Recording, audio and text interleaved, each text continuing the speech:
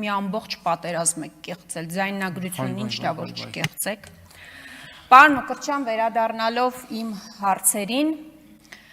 երբ դուք ասում եք, որ նոր ռազմավարություն է մշակել ոստիկանությունը հանցագործությունների դեմ պայքարի, հավատացեք, ես այդ ռազմավարությունը սեփական մաշկիս վրա զգացել եմ, 1 ամսվա ընթացքում 2 անգամ իմ մեքենայի կողային հայելիները գողացել են։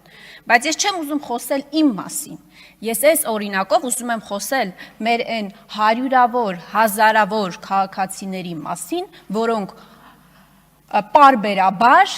դառնում են այդ գողերի զոհը, պարբերաբար դառնում են։ Եվ երբ որ դուք նաև վիճակագրություն եք հրապարակում, որ հանցագործությունների թիվը այդքան էլ չէ, որքան նկարագրվում է եւ պատկերը ստեղծվում է, գիտեք ինչու է այդպես։ Մարդիկ պարզապես հաղորդում չեն ներկայացնում ոստիկանություն, չեն ներկայացնում ոստիկանություն։ Ես մի դեպքում ներկայացրել եմ, մի դեպքում չեմ ներկայացրել հաղորդում։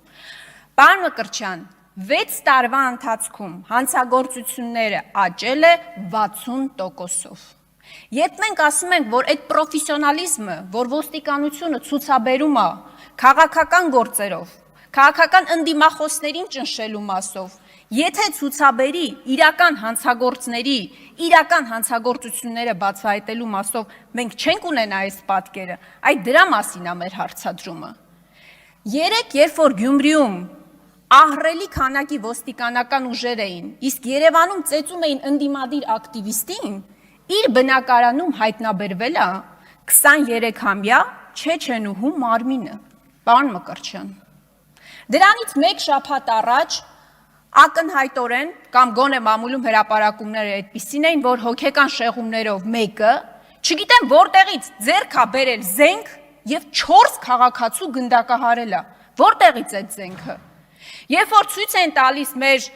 ուժայինների պատկան մարմինների ձեռքբերումները, որ դրոնով գաղտնալսումներ են անում, ես ձեզ հարց եմ տալիս, այդ դրոնը որտեղ էր, երբ որ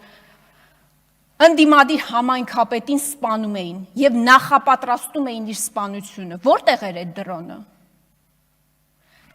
Իշխանությունը պաշտպանված է։ Նիկոլ Փաշինյան այսօր Հայաստանի Հանրապետությունում ամենապաշտպանված մարդն է։ Բայց մեր քաղաքացիները, մեր հազարավոր քաղաքացիներ այսօր անտերության են մատնված։ Շնորհակալ եմ։